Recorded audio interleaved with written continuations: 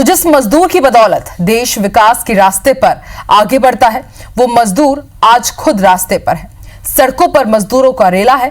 उनकी बेबसी, लाचारी और मजबूरी की तस्वीरें दिल को झकझोर रही हैं। लेकिन विडंबना यह है कि उनको घर तक पहुंचाने के लिए रेल, बस चलाने की जगह सियासत हो रही है। शुक्रवार को भी ट्विटर से शुरू हुई सियासत की ट्रेन दिन भर आरोप प्रत्यारोप की पटरी पर ही दौड़ती रही। देखिए रिपोर्ट।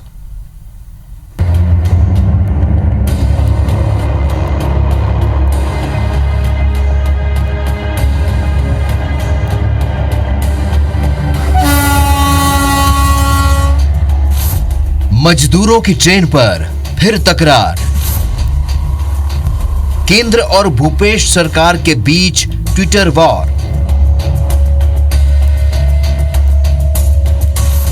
रेल मंत्री का आरोप, सीएम का पलटवार। प्रवासी मजदूरों को लेकर केंद्र और छत्तीसगढ़ सरकार एक बार फिर आमने सामने है। ट्विटर पर वार पलटवार का सिलसिला जारी है। ताजा टकराव केंद्रीय रेल मंत्री पीयूष गोयल के उस बयान से शुरू हुआ जिसमें रेल मंत्री ने कहा कि रेलवे रोजाना 300 श्रमिक ट्रेनों को चलाकर कामगारों को उनके घर तक पहुंचाने के लिए तैयार है। लेकिन छत्तीसगढ़ समेत कुछ राज्य इसकी अनुमति नहीं दे रहे। इस पर सीएम भूपेश बघेल ने तुरंत उन्हें ट्विटर पर जवाब दिया। मुख्यमंत्री ने रेल मंत्री को क्या जवाब दिया, ये बताने से पहले आपको सुनाते हैं रेल मंत्री ने आखिर क्या कहा। हम 300 ट्रेनें शुरू कर सकते हैं रोज, लेकिन कई ऐसे राज्य हैं, पश्चिम बंगाल, छत्तीसगढ़, राजस्थान, झारखंड, जहां से बहुत ही कम परमिशन, बहुत ही कम ट्रेनों के लिए परवानगी मिल रही है। छत्तीसगढ़ के मुख्यमंत्री से मेरी विनती है कि सब ट्रेनों को आने दें और अपने खुद के लोग जो घर जाना चाहते हैं उनको स्वागत करें, उनकी चिकित्सा की चिंता करें। केंद्रीय रेल मंत्री का यह बयान सामने आने के बाद ही सीएम भूपेश बघेल ने तुरंत पलटवार करते हुए ट्विटर पर लिखा, छत्तीसगढ़ की ओर से 30 ट्रेनों की अनुमति मांगी गई है और हमें अब तक सिर्फ 14 ट्रेन ही मिली है। ट्रेनों के लिए हम करीब 1.17 करोड़ का भुगतान भी रेलवे को कर चुके हैं। रेलवे या किसी राज्य की ओर से कोई प्रस्ताव हमारे पास लंबित नहीं है। केंद्रीय रेल मंत्री जी, आपका बयान तथ्यहीन और आधारहीन है। मुख्यमंत्री भूपेश बघेल यही नहीं रुके, उन्होंने एक के बाद एक कई ट्वीट कर केंद्र सरकार पर निशाना साधा। 30 ट्रेन के लिए हमने आवेदन कर दिया है रेल विभाग को। अब वो जैसे जैसे उपलब्ध हो रहा दे रहे हैं, लेकिन इतने वरिष्ठ मंत्री होके इतना सफ़ेद झूठ बोलेंगे, ये उम्मीद मैंने पीयूष गोयल जी से नहीं किया था। ये बेहद दुर्भाग्यजनक है। मजदूरों और ट्रेन को लेकर केंद्रीय रेल मंत्री और मुख्यमंत्री भूपेश बघेल के बीच हुई ट्विटर वार में सत्ता पक्ष और विपक्ष के नेता भी कूद पड़े। मंत्री टीएस सिंहदेव ने केंद्र पर निशाना साधते हुए कहा कि जबरन विवाद की स्थिति बनाकर अपनी गलती छिपा रही है। अगर केंद्र सरकार में कहीं 56 इंच का सीना है तो अभी दिखाने का सही समय है। वहीं पूर्व मुख्यमंत्री रमन सिंह ने मजदूरों की हालत के लिए राज्य सरकार को जिम्मेदार ठहराया। ऐसे समय में जहां इतना बड़ा संकट है वहां एक विवाद की स्थिति उत्पन्न करने का प्रयास वो कर रहे हैं। अब क्यों राज्यों के ऊपर आप डाल रहे हो, ये सरासर गलत है। जिम्मेदारी को लीजिए, संभालिए। अगर 56 इंच की छाती है तो ये समय था उसको दिखाने का, ये समय था उस पर खरा उतरने का। इतने दिनों में इतने प्रयास के बाद 2 ट्रेन आई हैं, यानी इसका मतलब है कि मुश्किल से 2400 लोग उतर पाए हैं। इन्होंने सिर्फ और सिर्फ चिट्ठी लिख दिया और आज तक ना इनका कोई कोऑर्डिनेशन है, ना कोई रोड मैप। लॉकडाउन की वजह से देश में मजदूरों की हालत किसी से छिपी नहीं है। उनकी मजबूरी और बेबसी मौत बनकर सबके सामने आ रही है। जाहिर है उनका यह दर्द केंद्र और राज्य सरकार के आपसी सामंजस्य के बिना दूर होना मुमकिन नहीं। ऐसे में सवाल है कि एक दूसरे पर दोषारोपण करने से मजदूर सकुशल अपने घर लौट पाएंगे। Bureau report, IBC 24। ट्रेनों से मजदूरों के अपने प्रदेश पहुंचने के बाद उनके अपने गांव तक जाने के लिए बसों के इंतजाम, क्वारंटीन सेंटर में रखने, उनके खाने पीने और तमाम जरूरतों को लेकर बड़े पैमाने पर अव्यवस्था सामने आई है। लेकिन यहां पर कुछ लोग मसीहा बनकर भी मदद के लिए आगे आ रहे हैं, तो वहीं मजदूरों के मुद्दे पर सियासत भी खूब हो रही है। आरोप लगाने के बीच सबसे ज्यादा जो पिस रहा है वो बेबस मजदूर ही है।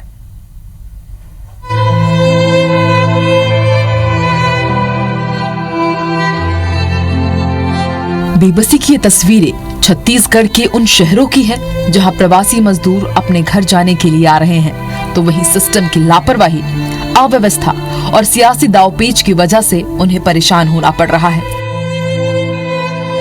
कहीं बस की व्यवस्था नहीं तो कहीं क्वारंटीन सेंटर में रखने की कवायद। कोरोना से बचकर किसी तरह अपने गांव, अपनी मिट्टी तक पहुंचने से पहले भूख प्यास से जूझती इन जिंदगियों को कई मौत देखनी पड़ रही है। हालांकि कई लोगों की मदद भी उन्हें मिल रही है। कहीं पुलिसकर्मी तो कहीं जनप्रतिनिधि दयावान बनकर सामने आ रहे हैं। और उत्तर प्रदेश के बहुत से मजदूर यहाँ पे कोंडागांव में अभी आए हैं। शायद इन लोग क्या किसी के माध्यम से यहाँ तक पहुँचे, उनको हम लोग राजधानी तक तो भेजने की व्यवस्था कर रहे हैं। वहाँ से फिर देखिए सरकार से हम निवेदन करके बॉर्डर तक व्यवस्था भेजने का हम लोग व्यवस्था कर रहे हैं। प्रदेश की सीमा से सटे शहरों में मजदूरों की भीड़ बढ़ रही है। हंगामे के बाद राजनांदगांव बाघ नदी चेक पोस्ट के पास प्रशासन ने 700 मजदूरों के लिए 25 बसों की व्यवस्था की।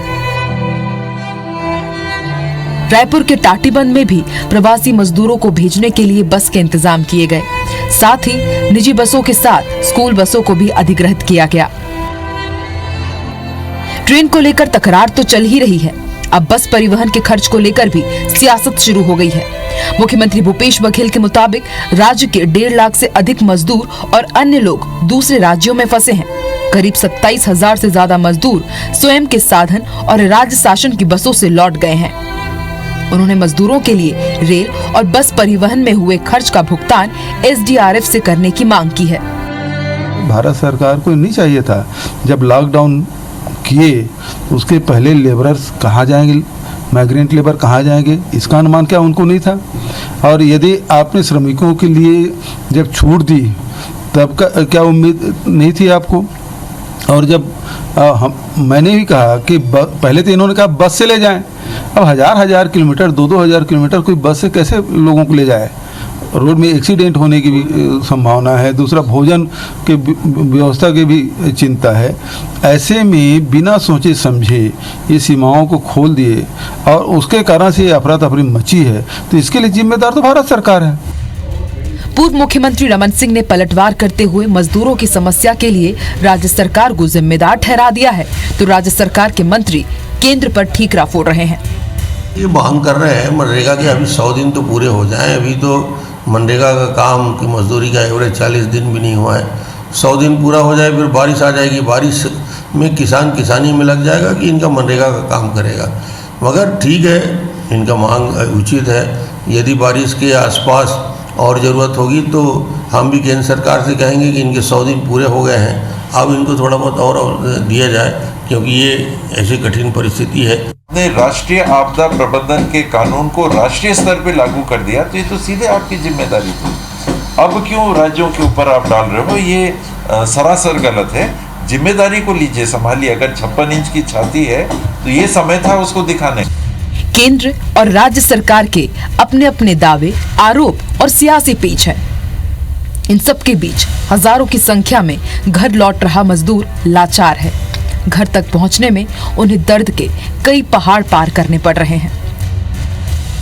Bureau report, IBC 24। तो मजदूर किस तरह दर दर ठोकर खा रहे हैं, इसकी अलग अलग रिपोर्ट हमने आपको दिखाई। चलिए ज्यादा जानकारी के लिए रुक करेंगे रायपुर का, बात करेंगे हमारे सहयोगी संदीप शुक्ला से। संदीप, अलग अलग रिपोर्ट के जरिए हमने अपने दर्शकों को दिखाया कि किस तरह से जो मजदूर हैं वो मजबूर है, परेशान हो रहे हैं। बेबसी का आलम यह है कि अब वो सरकार की तरफ उम्मीद भरी नजरों से देख रहे हैं और अब बसों की मांग कर रहे हैं, ट्रेनों की मांग कर रहे हैं। लेकिन उम्मीद ये जताई जा रही थी कि शायद इनके ऊपर राजनीति नहीं होगी, इनकी मजबूरी का फायदा नहीं उठाया जाएगा। लेकिन इसके बाद बाद भी आप देखिए कि सियासत इतनी बेशर्म हो चली है कि मजदूरों को भी अब राजनीति का हिस्सा बना लिया गया है। राज्य सरकार केंद्र सरकार के ऊपर आरोप लगा रही है, विपक्षी सत्ता दल पर जो बैठे हुए उनके ऊपर आरोप लगा रहे हैं। श्रेय की राजनीति हो रही है, वो अलग हो रही है।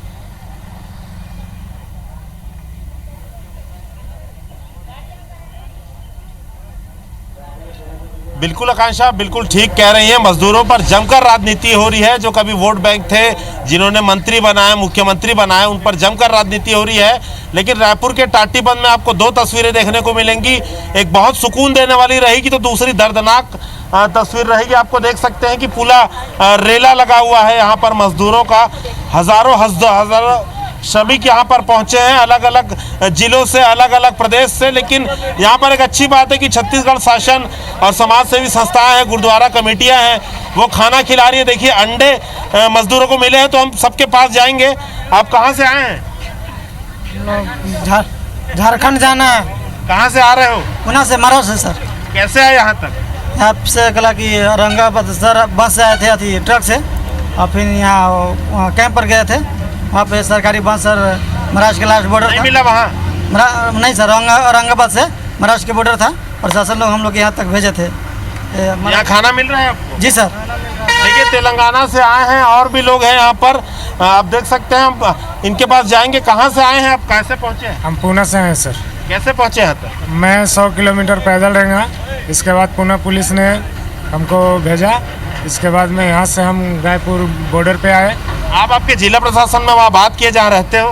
नहीं सर, बात तो नहीं की है। मदद नहीं कर रहा वहाँ से? बात नहीं की है, मेरे पास कोई नंबर नहीं है। मैंने ऐसे अपना पंचायत मुखिया से, प्रमुख VDC से बात किया, लेकिन उन्होंने देखिए बहुत तकलीफ में है, आप देख सकते हैं। लेकिन एक अच्छी बात है, देखिए गुरुद्वारा कमेटी के लोग हैं हमारे साथ, उनसे भी मिलेंगे। पहले इनके पास लोगों से बात करेंगे। आप लोग कहाँ से आए हैं? मुंबई से आए हैं। कैसे पहुँचे यहाँ तक? ट्रक से आए हैं। कोई सरकारी मदद मिली है? मिली है। सरकारी सर मिली है। क्या बता रहे हैं? हम लोग आंध्र प्रदेश से आए हैं। हम लोग सरकारी कोई व्यवस्था नहीं मिला सर। हम लोग पैदल आए हैं। पैदल ही आए हैं? हाँ पैदल, कहीं कहीं गाड़ी मिला है, वैसे आए हैं हम लोग। यहाँ खाना खाए, अंडा खा रहे हैं। आप कहाँ से? हम लोग गढ़वा अंडा खाना खाए हैं। देखिए ये पैदल आए हैं, लेकिन टाटीबंध चौक में जब श्रमिक पहुँच रहे हैं आकांक्षा, तो राहत मिल रही है। तमाम यहाँ पर सामाजिक संगठन है। और अच्छी बात यह है कि लगातार IBC 24 ने खबरें दिखाई हैं, जिसके बाद राज्य सरकार ने टाटीबंध चौक से अलग अलग जिलों के लिए बसें चालू कर दी है। गुरुद्वारा कमेटी से कुछ लोग हमारे साथ हैं। लगभग कितने लोग यहाँ पहुँच रहे हैं? यहाँ कम से कम भी 5-10 हज़ार लोग रोज पहुँच रहे हैं। आप लोग खाना खिला रहे हो, क्या व्यवस्था है? खाने की सवेरे से हम लोग पहले तो पोहा बना के लाते हैं, फिर दाल और चावल, और 11 बजे के बाद रोटी, फिर पूड़ी। बताइए, छत्तीसगढ़ शासन तो चलिए बस चालू कर दी, जो दूसरे राज्यों की सरकारें हैं, पूरे मजदूर यहाँ दूसरे राज्य के फंसे पड़े हैं। यहाँ झारखंड, बिहार और बंगाल के मजदूर यहाँ फंसे पड़े हैं। कल से सुनने में आया कि झारखंड सरकार यहाँ 5 बसें भेज रही है, और इन लोग जो मजदूर यहाँ रुके हुए चले जाएंगे कल। देखिए दूसरे राज्य के जो लोग हैं, उनकी कोई मदद जो है उनकी सरकारें नहीं कर पा रही है। आप कहाँ से आए हैं? हम आए हैं बिहार से आए हैं। बिहार से आए हैं। बिहार सरकार से कोई मदद नहीं मिली? बिहार जी क्या बोलना चाहेंगे आप क्या क्या अधिकारियों को? हम अपने सरकार को ये बोलना चाहते हैं कि जो मजदूर बिहार झारखंड के हैं, उन लोग को जल्दी से जल्दी घर बुला ले, और गाड़ी अभी चालू नहीं है तो ट्रक और कुछ बस से बुला ले घर पे। अच्छा, आप लोग वोट दिए हैं सब लोग ना? वोट तो देते हैं, सरकार तो आपका ख्याल नहीं रख रही है, क्या बोलेंगे? अब किससे इस्तीफा है? इस्तीफा दे देंगे अब किसे? देखिए इस्तीफा दे देंगे। क्या बोलना चाह रहे हैं?